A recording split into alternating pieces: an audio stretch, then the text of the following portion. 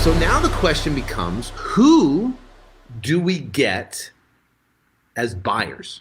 How do we get buyers, right, to be able to see the property and try to get this sucker closed? So who is realtors? Realtors are by far our number one source to getting properties closed all across the country.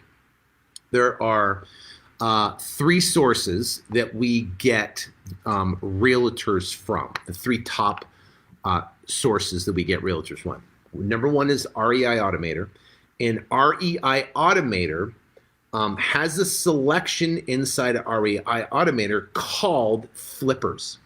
Now, flippers are agents who represent, or actually they're cash buyers who purchased a property. They, in the last 2 years, they fixed it up, and now they have listed the property on the MLS to sell. Okay, so they bought it, fixed it, now they're selling it. Now, once you pull that list, and it might be, and the list is in, we're talking about Plainsville, Connecticut on that deal, that $26,000 deal we're discussing. So in Plainsville, we pull that list in Plainsville. Now, that list is probably not that big in Plainsville, but we can go to an adjacent city like Hartford, Connecticut, which is about an hour or so away, and we can pull the flippers from Hartford. Now, that list in Hartford is going to be bigger than Plainsville. So what do we do is within that list, we can pull in that list the real estate agents, because it has the MLS data, that represent the cash buyer, and that is who we target. So it will say the agent's name and the agent's telephone number and their email. So what we'll do is we're going to pull, and you can export that information, put it into a spreadsheet, directly right into a CVS spreadsheet, and you can text them, or you can pick up the phone and call them, right? And say, hey, I know you have a property, and you say on so-and-so address, you have a buyer that bought the property and now you're selling it. We have a similar property right down the street that we are selling for X amount of price. It's off market. Would you have a buyer for that? So that's number one, the flippers, right? And we want to have at least 20, 25 flippers in a specific market or an adjacent market that we can target. Number two, Realtor.com. Realtor.com has a selection in Realtor.com where you can find realtors in any market across the country. So I can go find realtors. I can put in Plainsville, Connecticut, and it will pull all the top agents in Plainsville, Connecticut. And you can sort it by works with sellers, works with buyers, right? So we want someone that works with buyers. So we're going to select work with buyers. And what's going to happen is it's going to give us populate all these agents that work with buyers and their rank, meaning the most recent deal, the most active real estate agents in Plainsville, Connecticut that are working with buyers right now doing deals. And what do we do with them? We pull that information out and we'll skip trace them, or not skip trace. We'll pull them out. We'll text them, say, hey, we have an off-market property. Do you have any buyers? Or we'll just pick up the phone and call them, right? We'll call them. So what we do is we have the agent now brings their buyer to the property. Why is that important?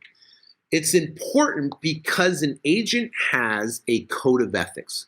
When an agent goes through school, right, to become a real estate agent, and they have classes they take each year, those to keep their hours. My wife does it every year. They take classes on ethics, right? And ethics meaning they're taught you cannot circumvent a deal. What's circumventing a deal? A deal is a property you have in escrow. You go back and you have a deal, right? And now an agent comes in and tries to mess up that deal. It's called circumvent. They circumvent the deal. I have a different buyer. I could do that. Why don't you cancel with them and come with me? That's conniving. And there are cash buyers that do that. We lost a deal in Shreveport, Louisiana, because we had a buyer go in and told the seller that we were trying to sell it and to cancel with us and go with him because he's a local guy and he can do better, and we lost that deal. So it happens. right? But it doesn't, it happens, it's very rare to happen with real estate agents. And there's a recourse if it ever does happen to agents, because we can call their broker and that broker could reprimand them. And if the broker doesn't reprimand them, we can file a complaint with the Board of Realtors. So we target agents. The third place we go is real-estate-agents-list.com is a site where you can buy the list of all the real estate agents in Connecticut, right? Right? And you can buy them all. And now I got the entire list of Connecticut, and I can send out a text to all of them. I can call all the ones in Hartford or whatever. I can cold call them. I can talk to them. We prefer the method of texting, which is done through Smarter Contact. So we'll text them out, and they'll come back and say, "Hey, yeah, I do have buyers. You know, you have an off-market property, especially in this market that's super hot." So they definitely have buyers. So what we're going to do is now we're going to schedule the agent to go over and bring their buyer to the house. We make it specifically clear to the agent, say, listen, we're currently in escrow to purchase this property, right? I'd like to have you bring your buyer over there. We can sell the property, and make sure your buyer, you know, we're not talking numbers, purchase price, anything. Any of that stuff goes through us. If you want to have a question about the property and condition, you can talk to the seller. Otherwise, you know what? You know, just keep it real clean. We don't want to have some issue with circumventing. Let an agent have, you know, that happened. And another property we had, and we actually had to file a complaint against the agent because he tried to circumvent the deal, and I know you wouldn't do that. So you can kind of put that in there, and believe me, they don't want to circumvent. They don't want to get in trouble.